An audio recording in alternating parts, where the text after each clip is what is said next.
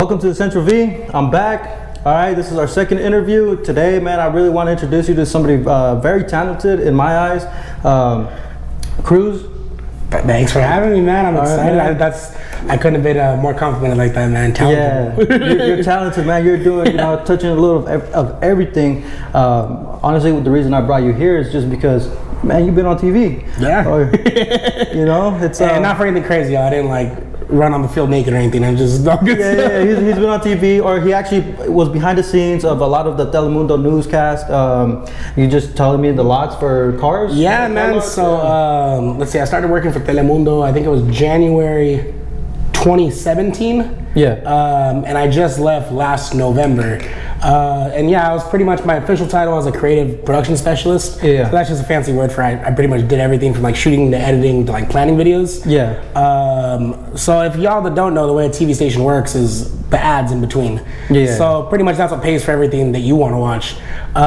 So I did all the local ads because a lot of times, you go to these mom and pop shops, they don't have any type of like advertisements made. So I go out there and make quick videos, and I did everything from that. I even did the voiceovers, even though my Spanish isn't the best, but I mean, we made it work. I saw on your Facebook that you did the Own a Car one. Yeah. So I did some stuff for Own a Car. So Own a Car is actually interesting because they have an agency they go through. Yeah. But we did a segment called Acceso Total. So it's pretty much, you can't do like paid stuff on the news because obviously that's like unethical. Yeah. So what most TV stations do is they have like an entertainment type thing. So we would shoot segments for them, and it was really fun because like I got to see all kinds of cars, get to work with them, and they're really cool people that work there. Yeah. And obviously, man, they have some crazy cars up in there. Like they be suiting them up in rims and stuff. I've seen them, man. They do some crazy stuff, but it was fun. I always got to drive one. Did you get to drive one? No? Yeah, I got. It was crazy because I was actually shopping for a car at that point. Okay. Didn't buy one there, but I was like, okay, I gotta have a good idea, pick some people's brains. So it was good having that insight, man. Okay, no, man, for sure. I actually hit you up before about a car, your Jeep. Your Grand Cherokee. Yeah, man, that's a really nice ride. That's my baby, man. Yeah, man. I don't know if you saw it outside. I actually have a Grand Cherokee too. Yeah, I remember you telling me, man. I was like, oh, we're the gang right here. Yeah, and he's actually also a photographer, man. I'm telling you, he does a lot of different things. I just got bills. So. Hey, for real, everybody got them bills. But yeah, for sure. And then something else that you do is you DJ. Mm-hmm. Yeah. And just recently, you actually DJ'd at the LA Dodgers. Yeah, and actually, I was saving this for today, but they just hit me up yesterday to come down Wednesday. So I'll be there this coming Wednesday again. Oh, shoot. Okay. Yeah. I know. They hit me up again. I was like, okay, I guess I was decent. But it was fun, man. And how did you get presented with that opportunity, man? So, well, God, for one. But yeah, it's crazy. Sure, people are always like, how do you get these opportunities? And to be honest, man, like, it all like domino effect, you know what I'm saying? So backtrack, it was one of my coworkers at the Grizzlies, because I worked for the promo team there before I emceed there. Yeah. She was like the promo team head person because she's worked in sports like back in Bakersfield, like hockey team. She's done all kinds of stuff. Now, after like 2 jobs after the Grizzlies, she now works for the Dodgers as well as SoFi Stadium. Oh. So she hit me up, I think like in May, like, hey, we're looking for some DJs to DJ the little like outfield area, kind of like as people walk in. Yeah. Because they redid that whole area, man. They got like bars out there, a bunch of restaurants. Like it's nice. It's really nice. And they're like, hey, we need some DJs. I put your name in a loop. Are you down to drive down if we need somebody? She's like, it pays this amount. It's a cool amount, but obviously you'd still have to make the drive. Yeah. And I was like, oh yeah, I'd be down. I didn't think they'd hit me up, or I didn't think like a date would work. Yeah. So it maybe like a month and a half had passed, and then I think they hit me up like a week before the 4th of July. And they're like, hey, we need somebody out here on the 4th of July. Are you free? And keep in mind that same day I was like, nah, what the heck am I gonna do the 4th of July? Like all my friends are grown, they work. My family doesn't really do anything anymore because we just barbecue and stuff. Kids, nobody really does anything anymore. So they hit me up for that, and I was like, oh, perfect. Let's take it. Yeah, and they were like, it has to be country music. We're kind of going for that vibe. And a lot of DJs are very like, nah, what the heck? I don't do that, but I fucking love country music. I'm sorry, I don't know if I cut. Yeah, I love country music, man. Yeah. It's fun. That's one of the things like I like listening to, but I don't get to spin a lot. So I went out there, had a good time, and it was a lot of fun, man. Mm-hmm. So it's a great opportunity to just show your countryside as well. Yeah. And the other thing too, I've never been to a baseball game, like a professional baseball game before that. So okay, yeah. So that was like knock 2 things off the bucket list. Yeah, a whole bunch of opportunities just in one. Yeah, man, that's pretty cool. And then actually, I have a quick question for you, man. Who's DJ Ernie? DJ Ernie, that's my dad, man. So I'm trying to think. That guy's DJ, just like me. You know, I started DJing in high school. Him and his buddies used to DJ back then. They used to break dance, pop, lock, rap. You know, like typical Fresno stuff. For sure. You know, typical Fresno stuff. But yeah, man, he DJ'd. My dad DJ'd. Like, you know, obviously he graduated high school in like '86.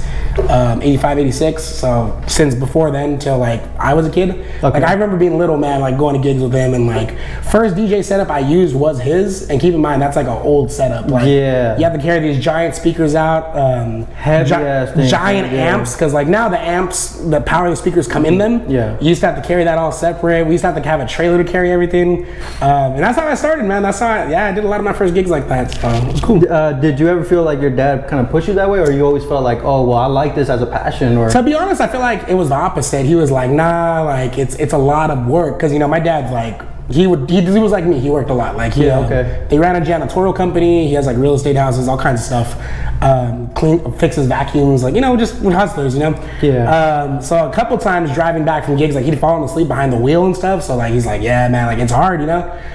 He's seen some crazy stuff DJing too. Like as a DJ, you see some crazy shit. Like I agree with that. But it's always been like, you know, like do good in school, you know, get a good job. But to be honest, like DJing is what paid for a lot of my school. Like that, it was good side money. Like I was in a fraternity in college. I DJ'd all those parties and like parties for other fraternities. So like I was constantly making money. A lot of like events on campus I would DJ, so I was making money there. So yeah, I remember one time. Where was it? It was a tailgate for Fresno State. You know, like it was a football game. So there was like a whole freaking party down Greek Road. And I brought that giant system out, and like all the dudes in like the super white fraternity were like, yo bro, this is crazy, where'd you get all this? And I was like, oh, my dad. And I made the joke, I was like, yeah, your dad left you guys trust funds, my dad left me speakers, and like everybody's dying, but like low key that was the fun. It's how I did it. But so yeah, it's my dad, DJ Ernie, man. DJ Ernie, I was looking through your feed, you know, just kind of trying to, you know, pick your brain without actually talking to you yet. But yeah, man, I also saw you DJ at Strummers. Oh heck yeah, man. Shout out to my friends over at it's like a collaborative called TZ Radio. So they're a bunch of just different DJs, and they put on cool events. You know, because the kind of DJing I do with weddings and stuff, because for those of you that don't know, weddings will pay 3-4 times what you'll make at a club. Like at a club, you'll make maybe like 200 for like the whole night, 300 maybe if it's a decent club. A wedding or like a quinceañera or a big event like that, I could charge anywhere from like 900 to like 1300. Oh shoot. So it's a big difference. So that day at Strummers, I didn't have booked because, what were they doing that day? I think it was another friend's graduation party during the day. So somebody hit me up saying, hey, we're having this theme night. You down to hop on? And I was like, it's Shrek theme? I freaking love Shrek, first of all. Second of all, I've never DJed in Tower. And that's always been like a thing on my bucket list, because I always go out to Tower. I get drunk there every weekend. But it's just fun, you know. I was like, oh, cool. So yeah, we did that, man. And luckily, I have a big like support system, a lot of friends, a lot of people that just follow me and stuff. And they always know it's a good time. Like I had a lot of friends from college that hadn't seen me DJ in a while, because I've just been doing like private events. So yeah, it was a good time, man. Like I had like the prime set, I think from like 11 to like 12:30 or something like that. Also like the main hour. That's like perfect. And I felt bad because like after that everybody left. And I was like, oh damn, but it showed me, you know, like I'm lucky to have such a good support system around me. You know what I'm saying? For sure. I'm pretty sure they were entertained by all that, man. You know, the couple of DJs before me were very like house, EDM, and I mean that music's fun. I love getting down to that. But I know what I like to hear when I go out, so I assume that's what the majority of people like to hear.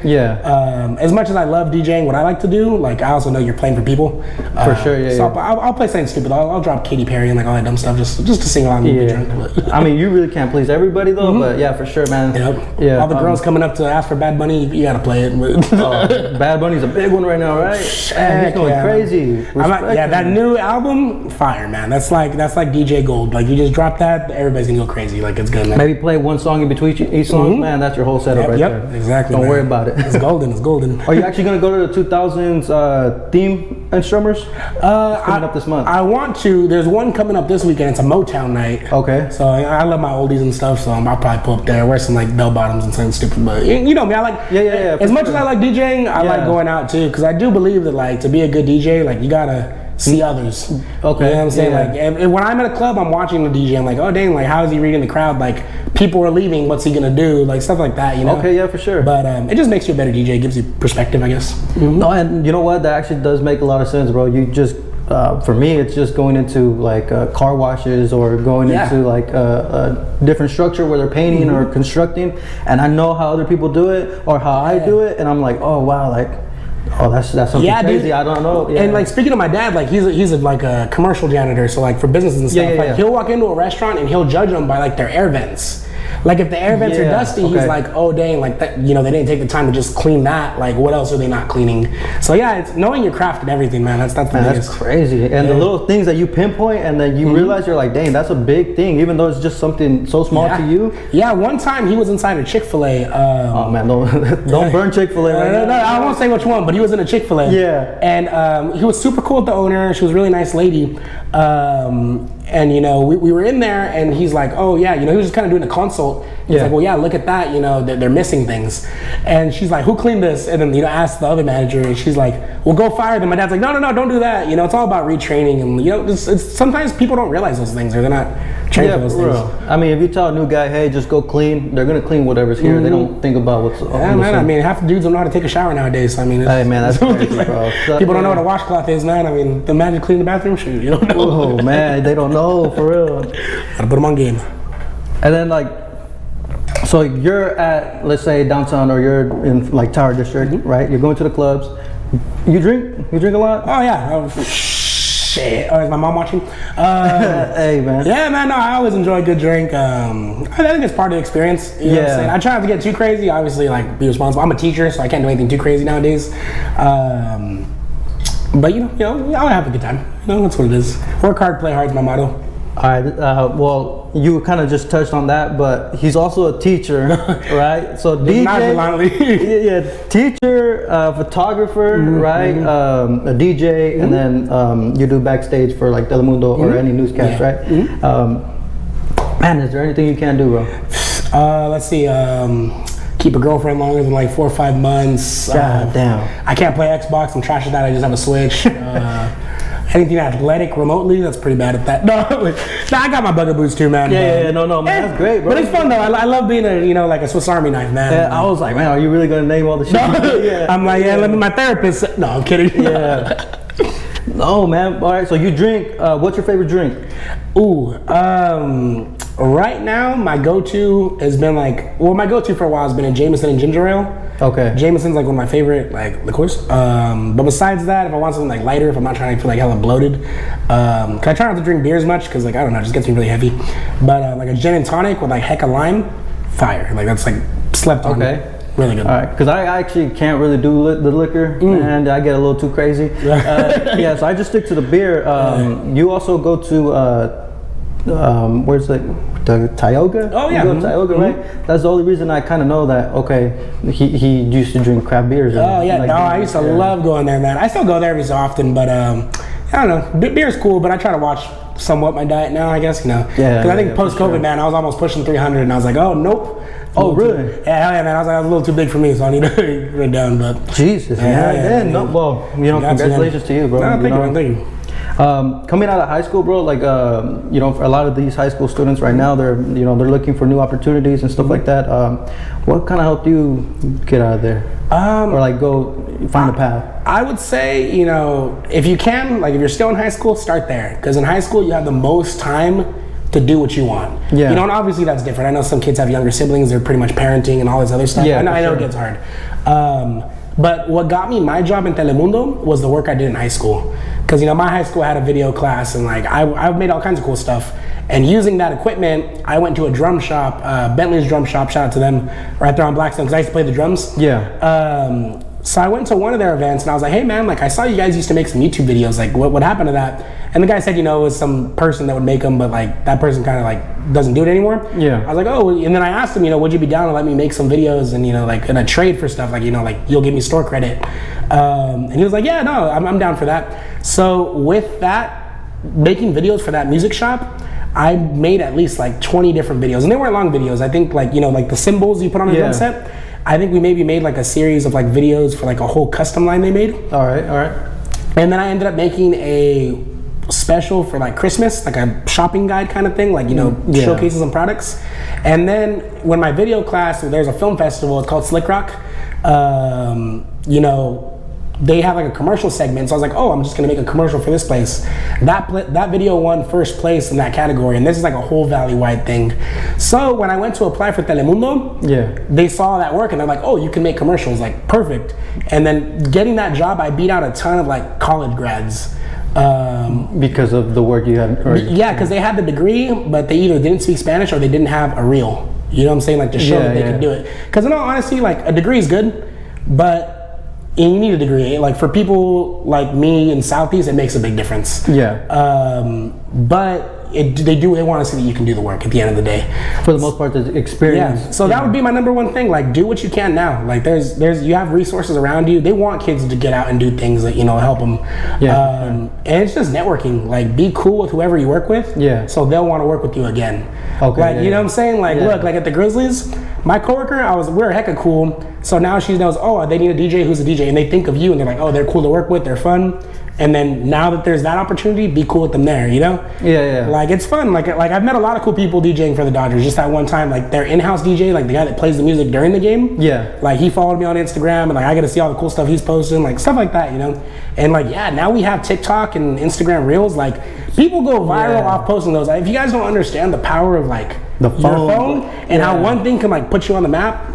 It's great, man. Like it's great. And once you get put on that map, just keep going, keep networking, man. Just honestly, just keep talking to people. That's pretty much it. 100%, man. 100%. And you actually asked me earlier, why am I doing this? And touching back on the other video I was talking about, I'm doing this because I'm seeing a lot of things with younger kids, and I don't want my brother to go through that. I want him to see me doing something other than just work away and just go home, sleep, and then that's 100%. My biggest thing is like post college. I learned because after, like for me, and I know for a lot of people, because I have a lot of friends in college. We talk about post college, you hit a weird little depression. When you're done, because you work so hard. That's like your goal for the longest. Get a college degree. Do something, get your job. But once you get that, you're kind of like, what now? What now? And I think for a lot of people, you got to do something to keep yourself creative. Like my big issue, like all these cool things I do, they're fun. But my issue was I monetized all of them. So they weren't really, not to say they weren't fun. Now, luckily, these are all fun jobs. But I couldn't really do any of them without making it a business. So that's why, like, now I play guitar in my room and stuff, and like that's kind of like my thing away from work.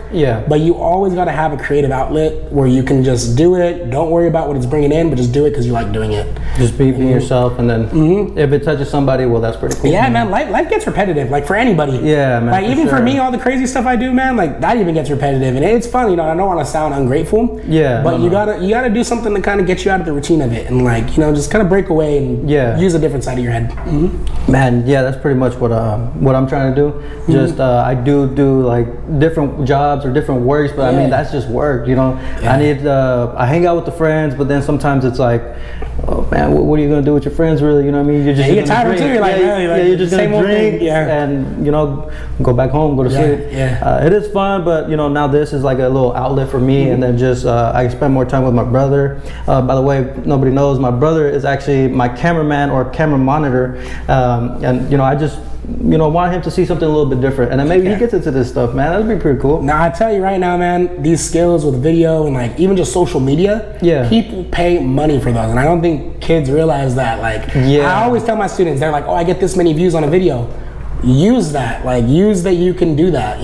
How old are your kids, if you don't mind me asking? So I teach pretty much. So I'm a long-term substitute, but I also teach the video production class. Like I'm a lab assistant for that at Sunnyside. So I teach sophomores and seniors, and then I teach a health class, which is weird. But I teach freshmen. Teacher quit. They need somebody, so here I am. I was like, that's kind of weird. Now we ran social experiments though. It was cool. Like what was it? We were teaching them about like calories and stuff.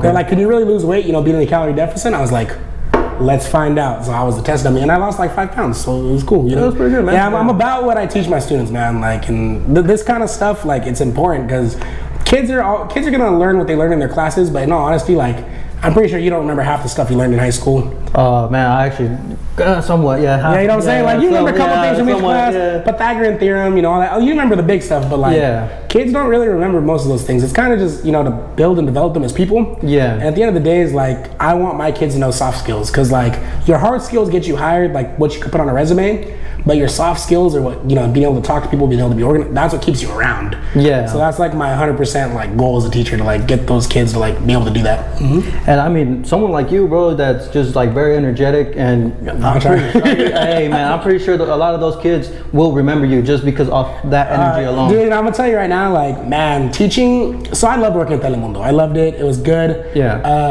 But one thing I kind of saw in the news industry was like, one, TV is not what it used to be. You know what I'm saying? TV's very, well, you know, thanks to this, which isn't bad, but it's not exactly where it was. Yeah. You know, because anybody could be viral now. Anybody can reach 1,000, 2,000, 3,000 people, you know, with their phone. So I saw a lot of people there were like really overworked and underpaid. So I was like, I was like, damn, like working late at Telemundo or like any TV station is like, would have been like 6:37, you know, because you leave at 5:30. You know, teaching's cool. And every day, I can't say I've ever had a bad day teaching. Like I've had days that are hard and like, oh damn, like, you know, these kids aren't getting it. But I've never had a day where I'm like, I didn't do anything productive that day. And it's a lot of fun, man. Yeah, because kids really tell you, like, you see it. Like you see the look in a kid's face, like when they finally understand something, or when a concept's crazy to them, or even if they just wanted to go to your class to like, you know, take a break from their other crazy classes, you know? Yeah. And I think that's a big thing. But yeah, and I remember my freshman class, man, that's the class that like, got my heart, dude, because like I went in there, they didn't have so that teacher was on maternity leave, but there was a sub shortage, so they couldn't get a long-term substitute to take over that class, and I was already subbing for another teacher, like long-term, that was on leave. Yeah. So I think they went like 3-4 weeks without like a steady teacher. They just had like sub after sub after sub. So I got into that class, and I was like, hey y'all, you know, I'm gonna be here with you guys till, you know, your teacher comes back in April. They're like, that's what the last sub said. I was like, damn, dude, like, they were like, you know, like, I was the kids or something. I was like, oh, dang, like, I felt bad because, like, they hadn't had that stability. And what I learned as a teacher, I actually learned this in a workshop I did. They were talking about how, like, some kids don't have stability at home. So seeing that at school. Having stability at school is really important. Like things like your teacher writing down what you're doing for the day on the board. Like, that kind of stability gives certain kids peace of mind. And you may not know it, you know, it may be something like, what, just that? But if you're not used to that, like that's comforting, because you can at least come to school and know that. Yeah. And that's why a lot of kids fall off after school, because like they're not used to not having that stability. And that's kind of where I want my kids to be like, no, I can set this up for myself if I need to. So yeah, for sure. I mean, seeing a familiar face every day too, you know, really helps out, man. And that's what I'm saying. You just bring that energy. I try. And then you also, the reason I kind of wanted you here and, you know, talking to you, it was because the first place I saw you was actually at Chansey. Oh yeah. MCing, and I was like, dude, this guy has a lot of energy. He brings a lot of energy to the stadium.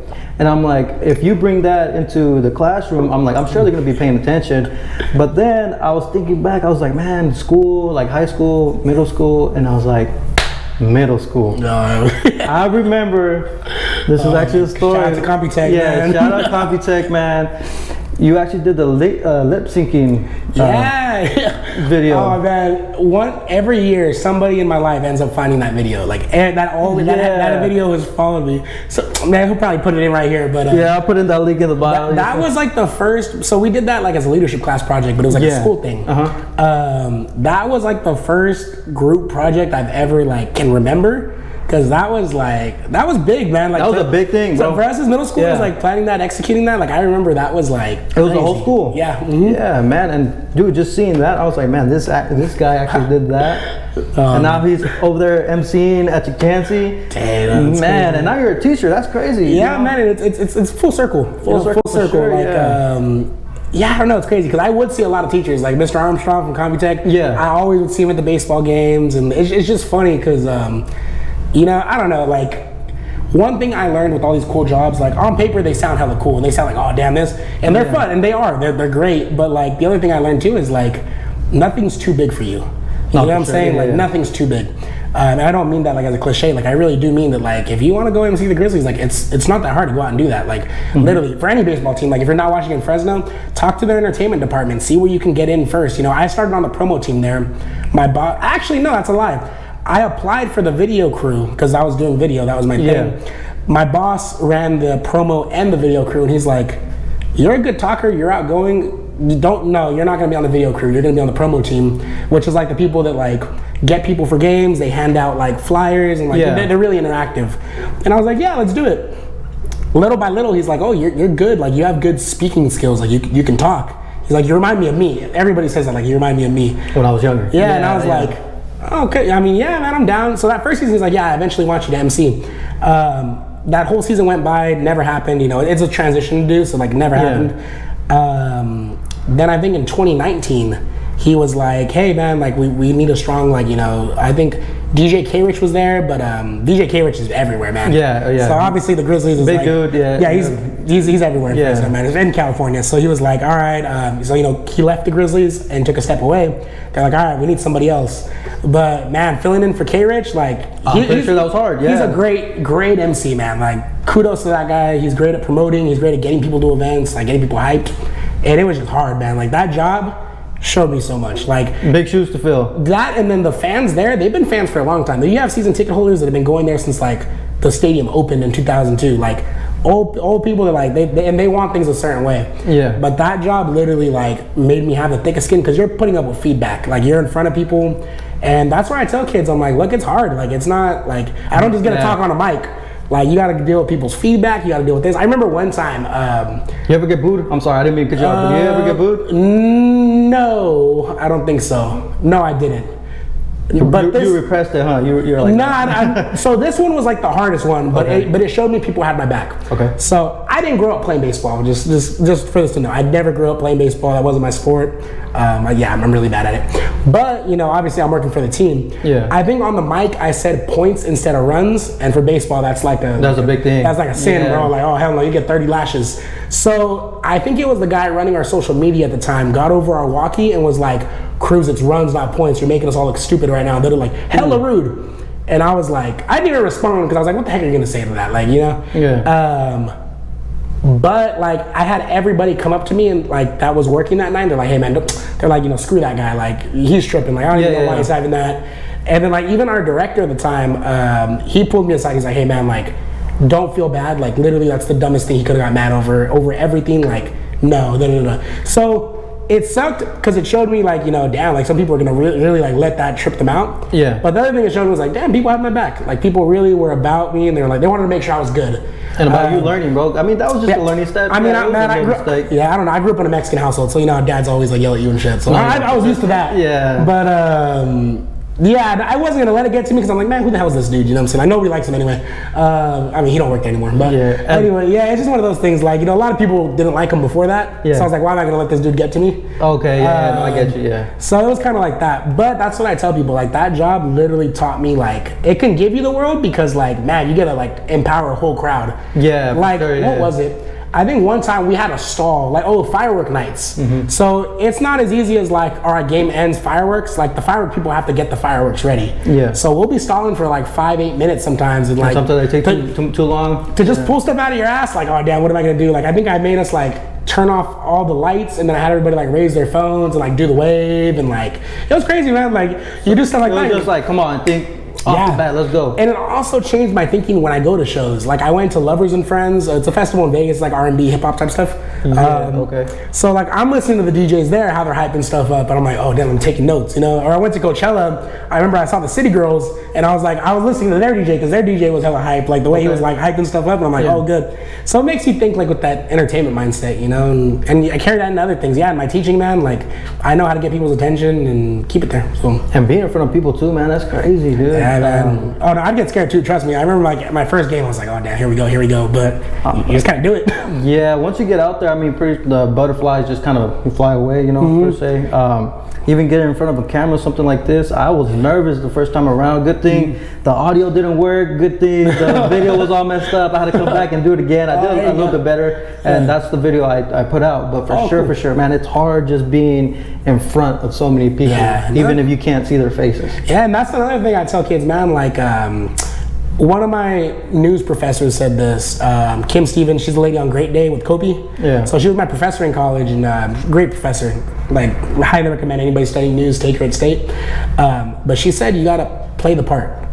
Like, even if you're a shy person, you're playing the part. You know, it's like you're acting. You're playing the part of somebody that's confident.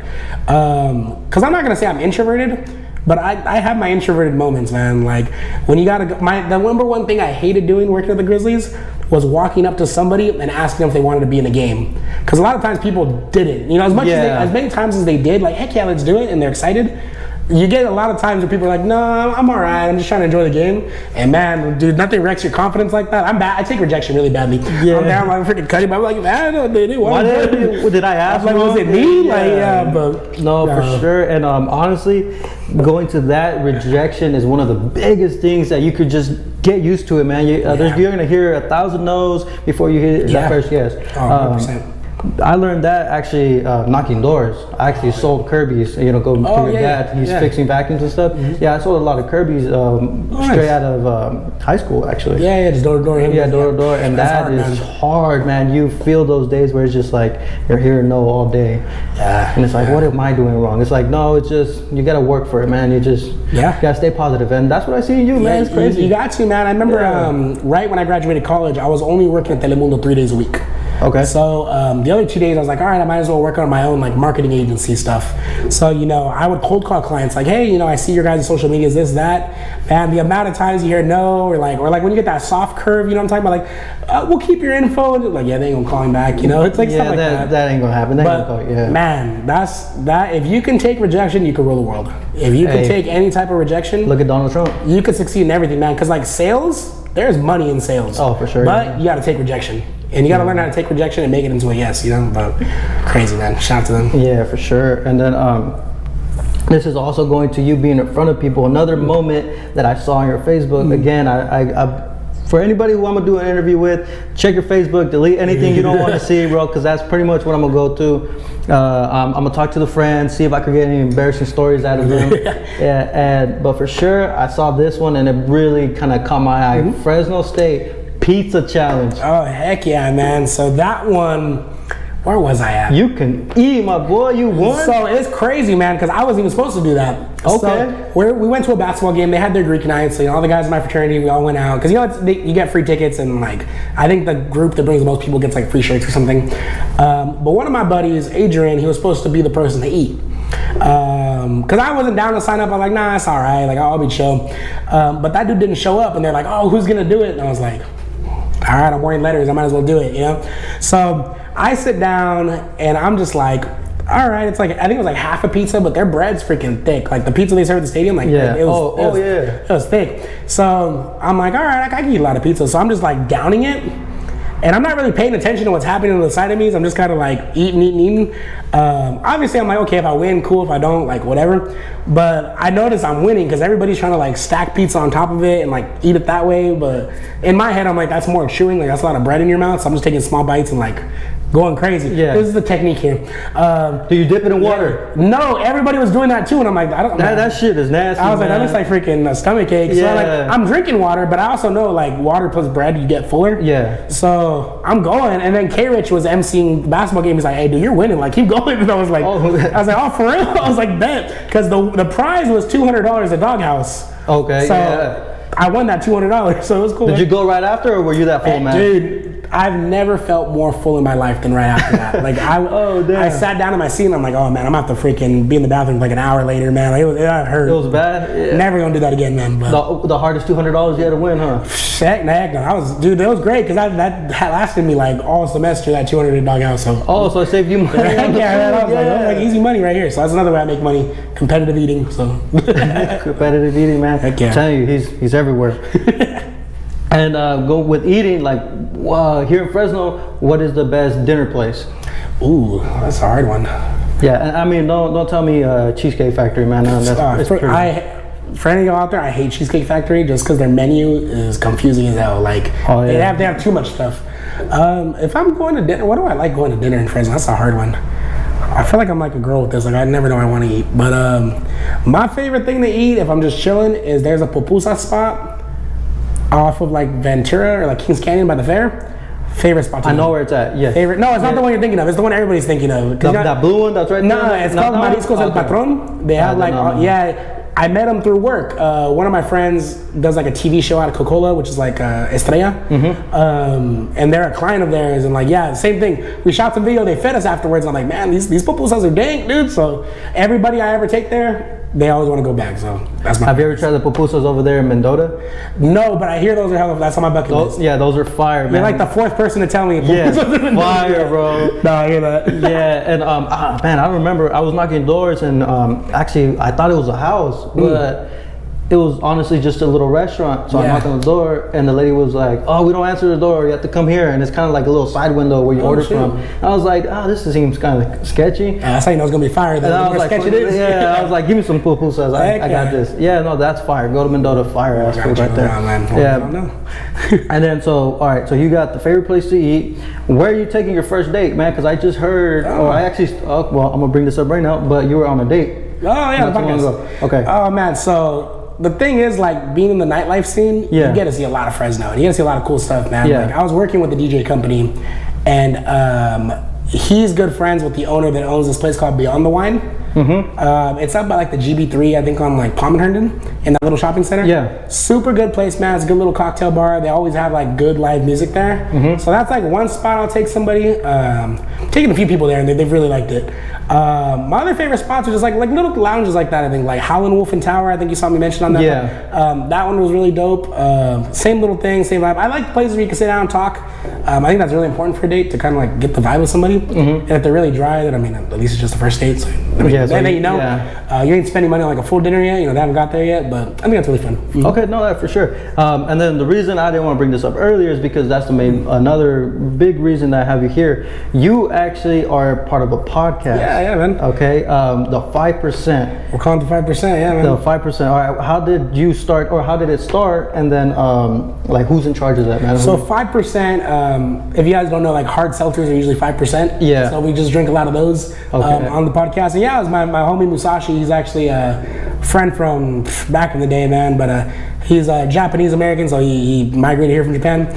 Super cool guy, super talkative, and yeah, just a group of friends. We all just figured, why not? Same thing like this, man. We just like to share our opinions on the world, and that's what we do. Okay, yeah, for sure. And then, who is part of your podcast, man? You know, shout it out. It's Musashi. Our other friend Naomi, she does brows and stuff, but she's also like a server, so she has a lot of interesting perspective on things. And, And then our other friend Sabrina, she's just another friend from college. We want to have a good mix of like guys and girls on there. So like, you know, we'll bring up things like dating norms, like I think we did like a would you rather type thing. We do a lot of random stuff. Yeah, just hopefully people find it interesting. Yeah, so now you know that I did watch it. It was pretty cool. And the last interview that I interviewed a barber, and I actually brought up a different barber shop, and I got a lot of feedback on that, like, oh, you shouldn't do that because that's bringing up the competition to your friend. I'm like, it's not really competition. I mean, that's where he's headed. You know what I mean? Yeah. Same thing with here. You got to show some love. It's a different podcast, yes, obviously with different people, but hey, man, if you could get views off of this, man, that's for sure. There's so many people in the world, man. My whole thing is like competition. I get it, but I'm more about like collaborating, connections. That's what it is, man. It's a spider web. Yeah, for sure. And actually, I wanted to tell you about this too. Is like, I want to be on the 5%. No, I'm just joking. Nah, bet. Well, now we're looking for guest stars because the way we did it is we all wanted to host the episode first. To kind of like give everybody a chance to like see what it's like, so they kind of know what to expect. And then man, we're going on our 5th episode. I think we're filming Friday. Okay, so, for sure. It should be cool, man. But it's a lot of fun. Yeah, actually, what I was looking at in the video was that your setup is pretty dope. So that's part of all my other stuff. So that comes in from everything, because obviously I do photo and video. Yeah. So that combined with my DJ stuff, like I have all the microphones already, you know, just because. And the headphones and everything. Yeah. So you just set everything up together and put it together, and then it's luckily my accountant loves me because everything I buy has to do with the business somehow. So yeah, it's dope, man. I mean, luckily I've been blessed to, all my disposable income goes to that. Oh, okay. I don't buy it all at once. Yeah, I think that's stupid. You're never supposed to. My number one tip to people, like, say you want to start a podcast, say you want to do something. Yeah. Start small. Start small. See if you can do it consistently. Then grow. Then grow. Then grow. A little piece at a time. Little equipment. Yeah. I have a lot of clients that, because I'll do consulting, like say somebody's trying to start a podcast, like I'll come in and be like, oh, well, this is what you may want to need, or this is what you want to do, or like scripting it, because I used to, you know, I studied news producing, so how to, you know, start a show, how to do this, like, you did it really well, man. I know you done your research, so that's good, man. Yeah, I tried to, man, and we're growing, we're learning it a little bit. Like the way you did your intro, perfect, stuff like that, because, you know, a lot of people don't know how to do that, and they don't realize certain things happen, but one thing a lot of people do wrong is they'll throw money into something before even knowing they like doing it. You know what I'm saying? So that's the biggest thing. But yeah, man, always got to start somewhere and build. That's always build. Yeah, for sure, man. And that's pretty much what I just want to do. I just wanted to talk to you, especially because I know you have that background of being behind the camera, like, you know, setting everything up. And then right now you're telling me about all this stuff too. And I'm gonna pick his brain after this. But for sure, man, you know, I really appreciate you coming through. One last thing, because I always love to talk about this, is you were talking about your dad earlier. How big is family and how big is your friends? And if somebody's going through something, bro, how would you like what do you want to leave here in Fresno? Basically, is what I'm trying to say. So how important is your family, your friends, and then how are you going to use that and like leave an impact here in Fresno? Definitely, man. No, family is huge for me, man. As I was graduating college, my sister just had her first baby. And that's my goddaughter. Okay. So a lot of the job offers I was getting were for out of town, because obviously, like in the news industry, back at that time, it's a little different now. You would start in a smaller market and come up to a bigger market. Yeah. So what people don't realize is Fresno's a pretty big market in the scale of like the United States. Like there's 200 markets, and we're in the top 30. So that's like, compared to other things, it's pretty big. So I had offers, and I think like, I think it was like Eugene, Oregon, like in the Chico Redding area, Bakersfield. But one, I was making more money at Telemundo, and the other thing, I was like, damn, do I really want to like leave my family? Yeah. You know, like those first years of like a kid's life, you don't get those back, you know? Yeah, and everything, man. Yeah, and I was like, damn, like, you know, I want to see my goddaughter grow. I want to see like my nieces, my nephews, you know, all that stuff. And, you know, that's huge to me. So I was like, you know what? I think I'm going to stay at Telemundo and then weigh out my options. Yeah. And then luckily the teaching thing came along, and I've never looked back, man. It's been fun.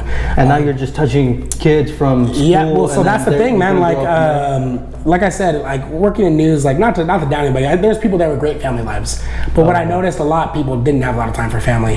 Whereas, you know, I had a lot of friends grow up with parents that were teachers, and I got to see like, oh damn, like they were able to like have their parents and have them help them with homework, have them do this, have them do that. And they're always interactive. Yeah, and the other thing I'm noticing too, man, like having parents that are educated, oh my God, it's night and day. Like the stuff I'm able to tell my sister for, you know, her daughter, because my sister also works in education. She's a counselor, like an academic counselor.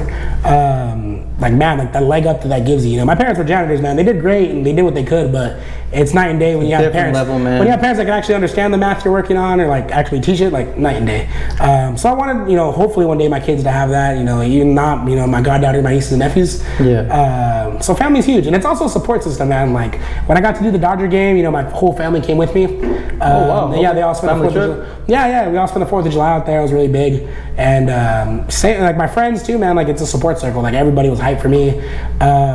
It really makes my wins not just my wins. Like they're wins for everybody. Yeah, for sure. You know what I'm saying? Like I have my godfather. He's actually in like not like a drug rehab, but like a physical rehab type place in LA. So when I did the Dodger Stadium, we visited him there, and like, yeah, man, telling this my godfather, like he was like former Bulldog, in and out of prison. Now he's on like a ventilator, but like telling him my wins are his wins. Yeah, you know, he starts tearing up, sure, and that's how it is. I remember the first time my mom came to a Grizzly game, like she started like tearing up because she was like, oh dang, like, you know, he's doing, like, it's crazy, you know, just to see her. That's my son right there. Yeah, you know, sure, it's crazy, man. And I forget how, you know, I don't want to sound arrogant when I say this, but I forget how big the things I do are, because to me it's just another day, you know what I'm saying? Yeah. Like when I was at the Grizzly games, man, people thought it was like the craziest thing ever, but like for me that was year 3. It was great, it was fun, but I was like, all right, another day at work, you know? So it's good to have friends that remind you that. Otherwise, you don't really appreciate what you have going on, you know? Yeah. Cause yeah, man, it's shoot. I forget. I'm not in the baseball. I love baseball, but I'm not like the biggest diehard baseball fan. So people hear the Dodgers, they're like, oh crap, like you're going to the Dodgers. Yeah. And it's cool, man. It was a lot of fun, but like to me, I was like, oh, you know, it's a gig. But make money. Yeah, make money. That's what your head is going to, making money. I mean, in my head, I was like, damn, this is a stepping stone. So what can I do after this? Okay. You know? Yeah. Like, imagine you hire me for a wedding. You're like, oh yeah, this guy did the Dodgers. You know what I'm saying? Like, that sounds crazy. Yeah. Know? Oh, well, yeah, for sure. So stuff like that. I didn't even think of that right now. That's what I thought of. And me too. I was like, oh, cool, baseball game. Like, I'm down. You know, trip to LA. Like, I'm down to make a trip out of it. You know? Yeah. But yeah, everything's an opportunity, man. And I think my friends remind me of that. And having friends in cool places helps, man. Like, I love. No matter where I go, I know somebody. Like I was hanging out with this one chick and like, dude, I couldn't go to a spot without them knowing somebody. Like, hey, Cruz, what's up? And sometimes it gets annoying, but other times you're like, damn, dude, like you gotta be appreciative. Like, damn, I know that person. He's famous, guys. Nah, he's famous. Heck no, it sucks when you're at the gym and you're just like looking like you're about to die and then. Yeah, but nah, man. That wasn't me, bro. I swear. Sure, but nah, it's a good time, man. And I appreciate Fresno as a city. Yeah. I always tell everybody, man, like it's home. Like I can't see myself leaving here. But I love it because it's such a small city where everybody knows each other, but it's such a big city where you can grow. Yeah. You know what I'm talking about? Yeah. Like a lot of other cities, you can't do that in. I feel Fresno is such a good little outlet. Like, I don't know, man. Where else could a kid from Southeast MC the Grizzlies and? Oh man, that's crazy. Like, shoot, it's funny because as a teacher, your students don't know your life outside of teaching.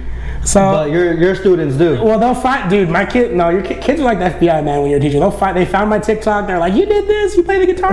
Yeah. And it just makes you more of a person, you know. And like, so when you're coming to them as a person, you know. But it's good stuff, man. Like I said, so family, friends. What was the last thing? The impact that you're trying to leave here in Fresno. That's my thing, man. So when I was working in the news, my biggest goal was to bring up my community. You know, I find communities that are educated do better. You know, not just meaning like school educated, but educated on what's around you. Like, what are your resources? What options do you have? What can you do? You know what I'm saying? Yeah. Stuff like that. What programs can you be a part of? Like, what stuff like that. Because there's a lot of stuff out there. There's a lot of money out there. There's a lot of free money out there. Oh, for sure, yeah. And people don't know about it. You know, like there's a lot of free activities going on. Like, people don't know about it. So my mom growing up, dude, we were doing something every weekend, whether we paid for it or not. Because she would always find free stuff for us to do by watching the news, by looking at the newspapers, stuff like that. But I know not all parents are like that, you know, or not everybody's like that. Yeah, you know, they're working hard. So that's my big thing with news that's what I wanted my impact to be, was my community. And we did a lot of cool stuff, man. Like I think my last thing I worked on there was a longer news thing on like fentanyl. Oh, man, fentanyl's crazy here, yeah. Well, it's crazy, but I also learned that like they're like, oh yeah, we're going on a ride along on the impacted areas, and I thought they're gonna bring us to this side of town. Nah, dude, they took us to North Fresno. Yeah. And I was like, and like stuff you don't know that, you know. Yeah. So that went on to win an Emmy, which was crazy because I was like, oh dang, like something I worked on got an Emmy. You know, I didn't. So to get the actual trophy, you have to pay like money. So I didn't do that because I'm cheap. But hey, it was. You got an Emmy though. Yeah, I mean, it's not indirectly, but it's there. But it was dope, man. I got to work on that. And but now that I'm a teacher, I see my impact even more directly. Yeah. Like from either helping a kid like that wasn't turning in their work and like just kind of was unmotivated, to helping them, be able to get to a passing grade. Night and day, man. Night and day. Satisfying for sure. That and then the snowball effect. Like I remember when I was a student, I was like, oh damn, I could get my grade up. Like, and it wasn't hard. You just have to talk to your teachers. Your teachers never want to fail you. That looks bad on them. Like for sure, it looks bad on them. Like they want to help you, help them, help you. You know, like at the end of the day. So like, yeah, man, my students come to me. They're like, why do I have an F? I'm like, well, why do you have an F? And then we figure it out. But together, like I've seen students' grades go from like F to C's, F to B's. Some of them go from like a D to an A, and like the look on their face where they're like, oh damn, like I did it. Like, and the other thing too is like, oh, I could just do this on time and I'll do it right. And I'm like, see, rollover effects, man. Very direct impact right there. Yeah, you can see that, man. And then you were also talking about how just going to different things every weekend or during the week. There's actually something coming up here in Fresno. If you guys actually want to go check it out, it's the Art Hop. Oh yeah, Art Hop. Man. I don't know all the details. Again, I'm gonna put that up in the description. But one of my close friends, her name is Karina. She's actually gonna be dancing with Aztec dances and Karina's yeah. So you guys can go ahead and check it out. I'll leave the link in the description. So that'd be pretty cool. And I'm actually gonna do an interview with Karina soon and talk about that, man. Different events and stuff like that. Gotta love Art Hop, man. And then so this was the second interview. Cruz, I really appreciate you coming through, man. Thank you, man. I really appreciate it. Thank you. Anytime, man.